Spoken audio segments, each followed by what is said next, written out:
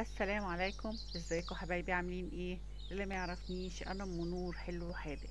يلا بينا نعمل بطريقه سهله وبسيطه المايونيز والتوميه في البيت بمكونات موجوده كلها في بيتنا. الصوصات دي بقت غاليه قوي قوي بره. يلا بينا نشوف هنعمل ايه. احنا اول حاجه هنا هنعملها المايونيز، عباره عن كوبايه لبن تكون متلجه، كوبايه صغيره، كوبايتين صغيرين من الزيت، او لو عايزه تعايري بنفس المج، هو نفس المج بتاع اللبن هو نفس المج بتاع الزيت. بتحطيهم في الخلاط وبتضربيهم ضرب كويس قوي. الاول بتعملي الخلاط بالنبضات، بتشغلي بالنبضات الاول. تمام.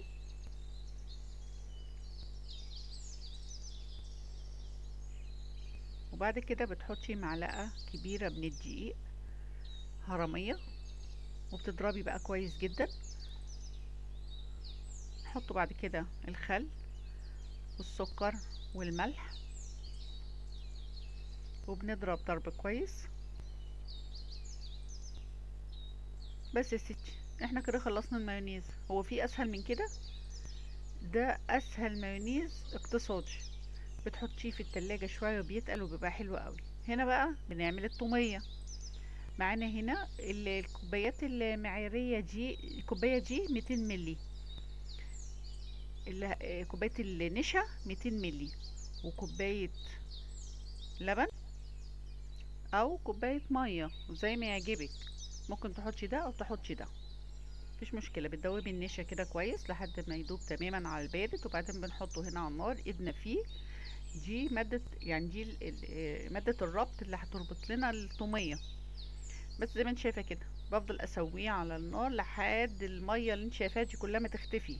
كده انا اتأكد ان النشا بتاعتي استوت، علشان ما تبقاش طعمها باينة في الطومية بتاعتنا. كده احنا لحد ما استوت تمام بنزلها من على النار عشان ما تنشفش اكتر من كده. هنا بحط الملح، الملح قليل جدا زي ما قلت لك، نص معلقة من الملح او ربع معلقه كمان اختياري. بنحط ربع كوبايه الزيت، ودي الكوبايه الصغيره اللي في الطقم بتاع الكوبايه، اللي هي 125 ملي.